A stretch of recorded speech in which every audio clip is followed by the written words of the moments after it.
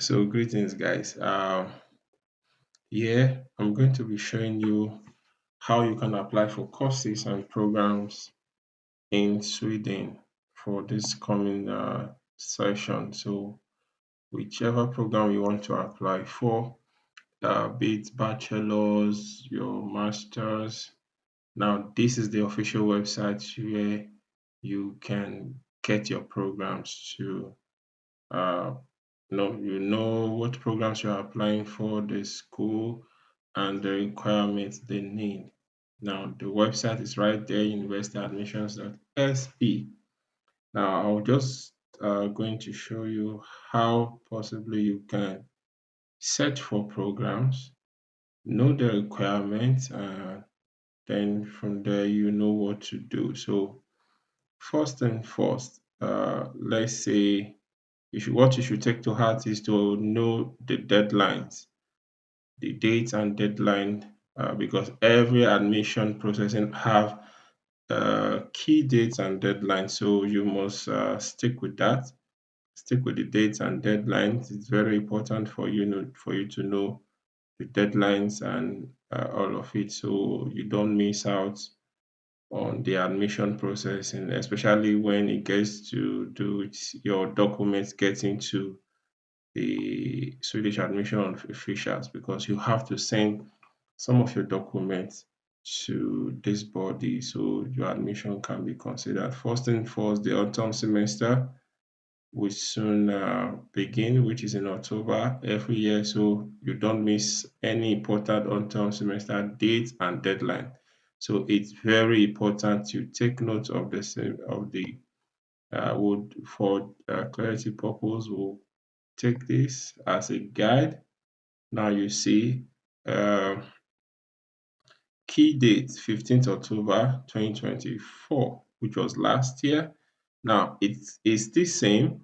We're in 2025, so this information will soon be updated because application for this autumn will soon begin.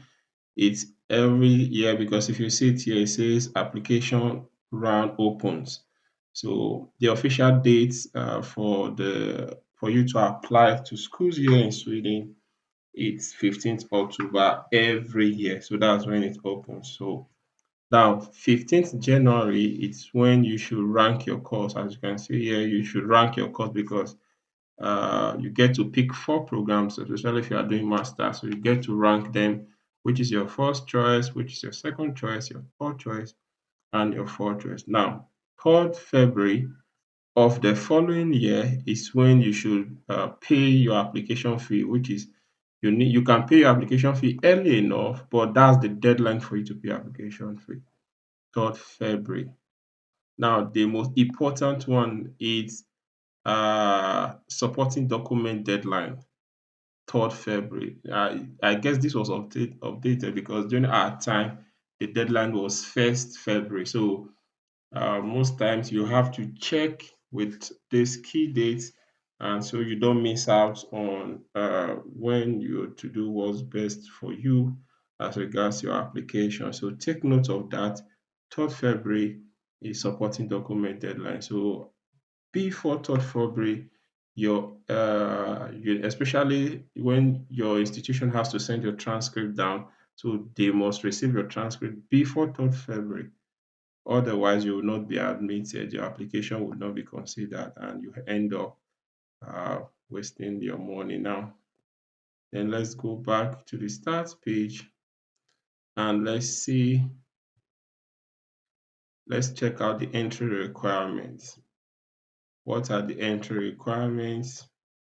Uh, let's start with the bachelor's requirements, and we'll do that by country. So you have to check your country of residence to know the specific requirements needed, because what's here is just general requirements that is here, but you have to, these are all general requirements.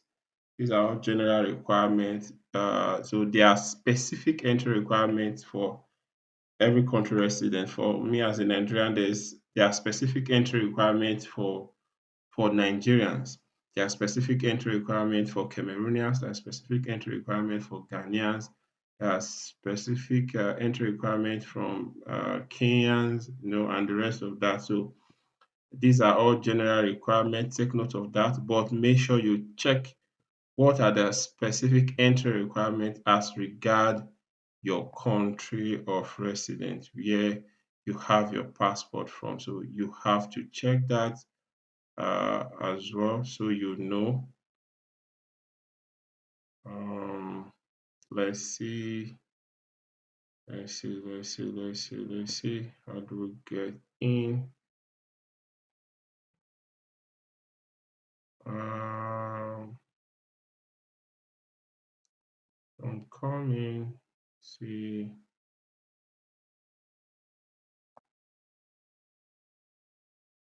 Okay. Now find out more of your country of study. So let's see specific country requirements. Now, so here you check in for your country. So I will start with my country. I'm a Nigerian, so let's start with my country. So as a Nigerian, pick Nigerian now. Now this as a Nigerian, now this is for master's admission as a Nigerian. So we'll have to check. So first of all, meet general entry requirements. Should check. Now this has to do with let's say for those going for bachelors, if as a Nigerian you are coming to study for a bachelors, uh, please note the requirements here. For you to be accepted to study for bachelor, you must have English in your SSC, WACS, NTB, NTB, NTC, NTC. So I don't know what's that, so I'm only familiar with WACS, which is the WAEC certificate. So for those of you, I know someone reached out to me and said, "Oh, I have NECO results." So if you have NECO certificate, I'm sorry you can't study in Sweden with your NECO result. So you can see NECO is not part of the requirement here, so you can't study with your NECO result, except you want to rewrite WAEC, you know, so that you have a chance of coming in here and get to study. So basically, these are the requirements for you to study as a Nigerian. General requirements: you must have English. Like now, for those coming for masters, like a 4-year bachelor's degree. Now, if you look at this, they said for some of you might have ND, HND. Now you must have like you must combine, not like you have just HND or just ND and you are coming. No, you must have say to document your eligibility, please submit your diploma and transcript for all years, including your ND, HND diploma. You understand? So if you have both your degree. Some persons they do ND and they stop at ND. They'll say, oh, they can do masters. I don't know of students, but I guess if you have your ND, your HND, combine them with your transcripts, if accounted for in the bachelor's degree. So that's to say, so it's not all institution that recognizes your ND, your HND as equivalent to bachelor's.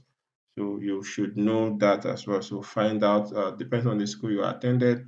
If it's a private institution, I don't think it's equivalent to a bachelor's degree, except it's a government institution. That's when it's kind of equivalent to a bachelor's degree. Now, for Nigerians, you don't need IELTS to study in Sweden. Your so long you have English. And now, if you are coming for masters, you don't need to submit your WAEC. So they already know you already have English. You studied in English, so that is that. Um, so just you can go through the website on your own to read more on your own. But nevertheless, if you need an assistance in processing your admission, you can also reach out to me, can make your comments known or make your interest known. Reach out to me via email. You can reach out to me via my TikTok handle. I'm easily accessible. So long I get your message early enough, I'll give you the time and I can assist you in doing that process just in case you don't understand or you don't know how to begin. And the most important thing for some of us, some of you who are coming to study for your masters, understand that your transcript must be sent to this very email address, verifications@uhr.se. So that's the official email address that should receive your transcript. Otherwise, your application will not be considered. So take note of that as well. I guess I will have to end this video now. And please know there are some persons who go to school and they have a different date of birth. What's on their international passport is different from what is on their transcript record. You should know that all of your details, your date of birth, your full names will be on your transcript record. So ensure that these details correlate with your international passport. Not that on your international passport you have two names, then on your transcript you have three names. No, like it can easily be accepted, let's say for a lady who was single and then later married. No, but as a guy, or even as a lady, you are not married, you have two names on your international passport, then three names on your transcript. So you should understand that this document should correlate, it should match because they will go like they take it. It's very important that the name on your international passport correspond with what's on your transcript. Not like the name or no, some persons, especially with Nigerians, we like abbreviating our names, especially we who have middle names. Maybe your middle names can be very long. You just want to abbreviate it while in school. Then during your when you are doing your international passport, you do your NIN, you put in your full names, and you know now for you to do your international passport, they require you for you to have your NI. Then they move all these details to your international passport, and by the time you get your international passport and your transcript, it will not match. So ensure your names are corresponding. Ensure your names are well spelled. Those of us who have long names, so ensure they are well spelled. Every letter, one letter is not missing. Otherwise, one mistake like this, you will not be admitted. You will see your application will be showing still processing, still processing. They might be kind enough to reach out to you. Oh, there's a discrepancy in your application. Oh, can you provide this? And by then it will be too late. It will be too late. So make sure you have all this sorted before the application period opens this October. And like I said, if you need an assistant, do not hesitate.